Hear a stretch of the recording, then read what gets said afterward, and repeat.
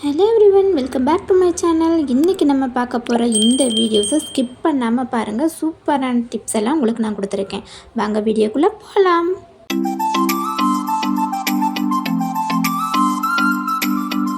இன்றைக்கி நம்ம என்ன வீடியோ பார்க்க போகிறோம் அப்படின்னா, ரோஜா செடிகளுக்கு ஒரு முக்கியமான குறிப்புன்னு கூட சொல்லலாங்க. உங்களோட ரோஜா செடி நிறைய துளிர்கள் வைக்கணும், நிறைய மொட்டுக்கள் வைக்கணும் அப்படின்னா இந்த வீடியோ பதிவு உங்களுக்கு ரொம்ப யூஸ்ஃபுல்லாக இருக்கும். ஸ்கிப் பண்ணாமல் பாருங்கள். மறக்காமல் சப்ஸ்கிரைப் பண்ணிக்கோங்க. பக்கத்தில் உள்ள பெல் பட்டனை ஆன் பண்ணி வச்சுக்கோங்க. அதிகமான மொட்டுக்கள் உற்பத்தி பண்ண இந்த வீடியோ பதிவு ரொம்ப யூஸ்ஃபுல்லாக இருக்கும். பொதுவாகவே எல்லாருமே மாடி தோட்டத்தில் ரோஜா செடி வச்சுருப்போம். அப்படி ரோஜா செடி வச்சுருக்கோங்க நர்சரியிலேருந்து வாங்கிட்டு வரும்போது செடி என்னவோ நல்லா தாங்க இருக்கும். இந்த சம்மர் சீசன்லாம் செடிகளில் இருக்க எல்லாமே ப்ரௌனிஸாக மாறி எல்லா இலைகளுமே துளிய ஆரம்பிச்சிடும். அது மட்டும் இல்லாமல் செடிகளில் வெறும் இலைகளே இல்லாமல் இந்த மாதிரி கம்புகளாக மட்டும்தான் இருக்கும். பார்த்தீங்கன்னா உங்களுக்கு தெரியும், வெறும் குச்சி மட்டும்தான் இருக்கும். இந்த தண்டு பகுதி மட்டும் இருக்கும். சில இடத்துல மட்டும் லைட்டாக துளிர்கள் மட்டும் இருக்கும். பூக்களை உற்பத்தி பண்ணாமல் இப்படியே இருக்குங்க. அப்போ நம்ம உடனே என்ன பண்ணுவோன்னா, போயிட்டு நம்ம கூகுளில் சர்ச் பண்ணி பார்ப்போம். இல்லை அப்படின்னா யூடியூப்பில் போயிட்டு செடிகளை எப்படி நம்ம இது பண்ணலாம் அப்படின்றத நம்ம பார்ப்போம் இல்லையா. ஆனால் நம்ம எதையுமே பார்த்துட்டு முழுசாகவே பண்ண மாட்டோம். இதில் கொஞ்சம் அதில் கொஞ்சமாக அரைகுறையாக தான் பண்ணுவோமே ஒழிய அதில் இருக்க எல்லாத்தையுமே ஃபுல்லாக பண்ணியிருக்கோமான்னு கேட்டால் கிடையாது. நான் இன்றைக்கி சஃபி கார்டன் டைரியில் நீங்கள் இந்த வீடியோவை பார்த்துட்டு கண்டிப்பாக உங்களோட ரோஸ் செடிகளையும் நிறைய துளிர்களை பார்க்க முடியும். அது என்ன உரம் அப்படின்றதையும் உங்களுக்கு அந்த சீக்ரெட்டையும் சொல்ல போகிறேன். இந்த ஒரு டிப்ஸை மட்டுமே நீங்கள் ஃபாலோ பண்ணால் போதும்.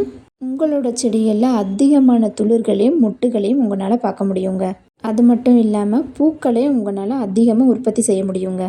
அப்படி என்ன உரம் நம்ம கொடுக்க போகிறோம்? ரொம்ப எளிமையாக கிடைக்கக்கூடிய உரங்களை தாங்க நாங்கள் கொடுக்க போகிறோம். வேறு ஒன்றும் இல்லைங்க, அதுதான் நம்மளோட ஆட்டுச்சாணத்தோட தொழு உரம். அப்போ மாட்டுச்சாணத்தோட தொழு உரம் கொடுக்கக்கூடாதா அப்படின்னு கேட்பீங்க. மாட்டுச்சாணத்தோட தொழு உரம் கொடுக்கலாம். பட் மாட்டுச்சாணத்தோட தொழு உரம் கொடுக்கும்போது உங்களோட செடியில் துளிர்களை உருவாக்க முடியும். என்னென்னா அதுகளோட சத்துகள் செடிகளுக்கு கிடைக்கிறதுக்கு 1 மந்த் ஆகுங்க. ஆனால் இந்த மாதிரி ஆட்டுச்சாணத்தோட தொழு உரம் நம்ம கொடுக்கும்போது ஒரே வாரத்தில் நம்மளோட செடிகளை துளிர்கள் நிறையாவே பார்க்கலாங்க. அதோட ரிசல்ட்டை நீங்கள் இந்த வீடியோ பதிவில் நீங்கள் பார்க்க போகிறீங்க. முக்கியமாக மறக்காமல் இந்த வீடியோவை ஸ்கிப் பண்ணாமல் பாருங்கள். நீங்கள் பிளான்ட்டை தரையில் வச்சுருந்தாலும் சரி, இல்லை அப்படின்னா க்ரோ பேக்கில் வச்சுருந்தாலும் சரி, தொட்டியில் வச்சுருந்தாலும் சரிங்க, உரங்கள் கொடுக்கறதுக்கு முன்னாடி நல்லா இதை போல் செடியில் டூல்ஸை வச்சு மண்ணை கிளறி கொடுத்துக்கோங்க. ஒரு செடிக்கு 2 கைப்பிடி அளவுக்கு 3 வாரத்துக்கு ஒரு முறை இந்த மாதிரி உரங்களை கொடுங்க. ஆட்டுச்சாணத்தை தொழு உரம் தான் கொடுக்கணும். உரங்களை போட்டு கொடுத்ததுக்கப்புறமா டூல்ஸை வச்சு நல்லா அந்த வேர்கள் பகுதியில் கிளறி கொடுக்கணும். நல்ல மண் சாஃப்டாக இருக்கணும். களிமண் மாதிரி நம்ம மண் ரோஸ் செடிகளுக்கு எப்பயுமே கெட்டியாக இருக்கக்கூடாது, உதிரியாக தான் இருக்கணும். அதை மெயின்டைன் பண்ணிக்கோங்க. ஏன் அப்படின்னு சொல்கிறோன்னா, வேர்களுக்கு காற்றோட்டம் தேவை. அதுக்காக தான் அதை சொல்கிறாங்க. நிறைய பேர் உரக்கடையிலேருந்து இன்ஆர்கானிக் ஃபெர்டிலைசர், அதாவது கெமிக்கல் உரங்கள், அதை வாங்கிட்டு செடிகளுக்கு கொடுக்கும்போது அதிகமான டோசேஜ் போடும்போது செடியை என்ன ஆகும் அப்படின்னு பார்த்துக்கோங்க. அதிகமான உரங்கள் ஒரு செடிக்கு நம்ம கொடுக்குற போது அந்த செடிகள் என்ன அப்படின்னா வேகமாகவே அந்த செடிகள் செத்து போயிடுங்க. இதே மாதிரி ஆர்கானிக் நம்ம உரங்கள் கொடுக்கும்போது இது அதிகமானால் கூட நம்ம செடிகள் எந்த ஒரு பாதிப்பும் அடையாது. நல்ல பச்சை பச்சைன்னு தான் இந்த செடிகள்லாம் வளருங்க. நான் சொன்ன மாதிரி 2 கைப்பிடி அளவுக்கு 3 வாரங்களுக்கு ஒரு முறை கொடுத்துட்டு வாங்க. உரங்கள் கொடுத்ததுக்கப்புறமா தண்ணி ஊற்ற மறந்துடாதீங்க. டெய்லியும் தண்ணிகள் கொடுத்துட்டு வாங்க. அப்போ தான் இந்த உரங்கள் எல்லாம் செடிகளில் வேகமாக கரைஞ்சி ஈஸியாக எடுத்துக்கோங்க. இதோட ரிசல்ட்டை பார்க்கும்போது ரொம்பவே சூப்பராக இருக்கும். இந்த கம்புகள்லாம் ரொம்பவே காஞ்சி தான் இருந்தது. நல்ல அதிகமான மொட்டுக்கள் வரும். இந்த மாதிரி நல்லா உற்பத்தி செய்ய முடியுங்க. எல்லா பாட்டுக்குமே ஆட்டுச்சாண தொழு உரத்தை போட்டு நிரப்பியாச்சுங்க. நீங்கள் இந்த ஒவ்வொரு செடியிலையும் பாருங்கள், கம்புகளில் அவ்வளோவா இலைகள் அதிகமாக இருக்காது, அப்படியே கம்புகளாகவே தான் இருக்கும். இதெல்லாமே இந்த செடியெல்லாம் ரொம்ப காஞ்சிட்டு நல்லா பாருங்கள், அந்த கம்பு ஃபுல்லுமே காஞ்சதில் தான் இருக்குது, பச்சையாகவே கிடையாது. புதுசாக தான் இப்போ ஷூட்ஸை வர ஆரம்பிக்குது. அதே மாதிரி நம்ம தொட்டியில் வச்சுருக்க பிளான்ட் ரொம்ப காயுது அப்படின்னா மண்ணை அப்பப்போ செக் பண்ணுங்கள்.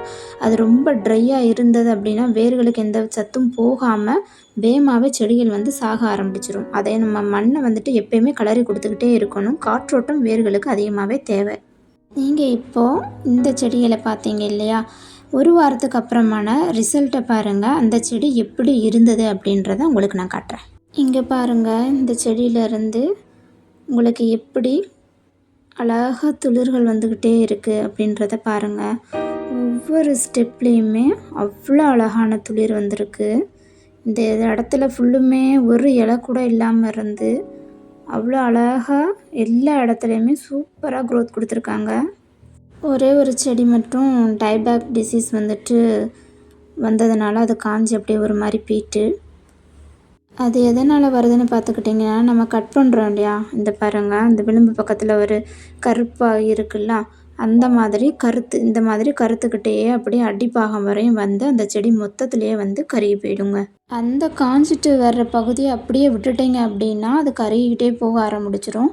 அதனால புது நைஃப் ஒன்றும் இல்லை, சிசர் வச்சோ இல்லை நம்ம அந்த கட் பண்ணுறோம் இல்லையா பிளான்ட்டை, அந்த கட்டிங் வச்சோ நம்ம அந்த இடத்துல புதுசாக கட் பண்ணணும். வேறு ஒரு பிளான்ட்டை கட் பண்ணிவிட்டு வந்து நம்ம இங்கே கட் பண்ணோம் அப்படின்னா அது டைபேக் இன்ஃபெக்ஷன் கண்டிப்பாக இதாகும்.